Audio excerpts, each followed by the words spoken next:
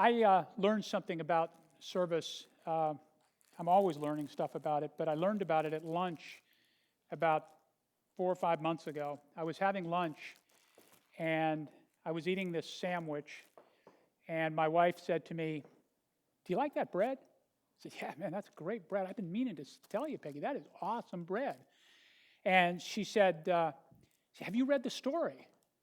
I said, "No, I haven't read the story." She said, "Oh, you got to read the story." And I said, "The story about what?" She said, "Oh, about the bread. About this is really interesting about this bread." Now, this bread, I got to tell you, is the most. It is probably the best bread that you're going to find in this country. Organic bread. It is that good. And I don't work with them. I get nothing from them. This is quality. But what is unique about this bread is the story about the bread. So I'm going to read the story, and then I'm going to tell you how my little trip went with Dave's Killer Bread. This is the story that was on the bread. I was a 4-time loser before realizing I was in the wrong game.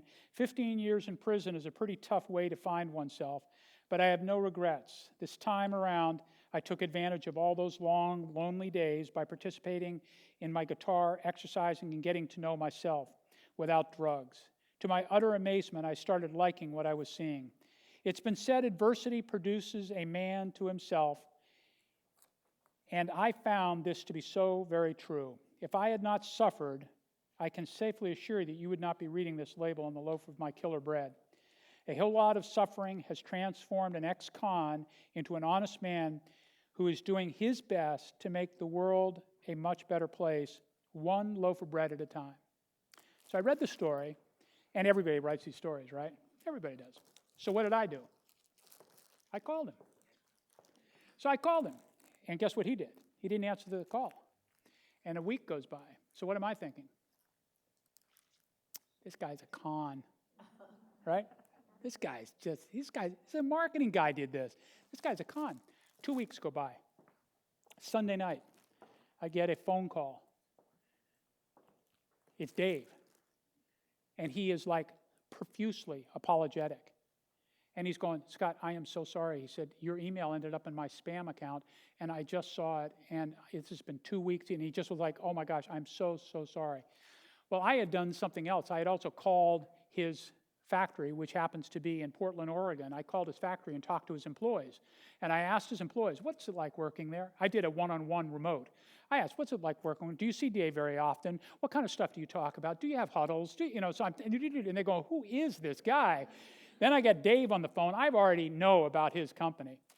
And so Dave told me about what his question, and he said, "My thing is I produce bread, but what I'm trying to do is he gives back an enormous amount to the community. He's all about his employees. He's all about the culture and the spirit of what he does, and he is engaged in giving back. Bread just happens to be what he's doing." He's come from the other side. He's come from the total other side to get over there. And so here's what's happening to him to show you where his heart's at. He started expanding across the West. He realized he couldn't keep his quality up, and quality was really important because his name was on it, so he pulled back. He is now in the process of moving down into California, and he's in Northern California. He's coming this direction, and he's been offered reality television shows, and he turned down. He said, "I turned down a reality television show, and the reason I turned it down," he said, "because my mission is not to get caught up in Hollywood. My mission is to take this bread thing and take it and touch the world." I mean, it's like, oh my gosh, you guys touch the baker. And that's what we're called to do. That is what service is. And guess what? He's going to make a lot of money at it. He's going to make a lot of money at it. And he's not looking for the money.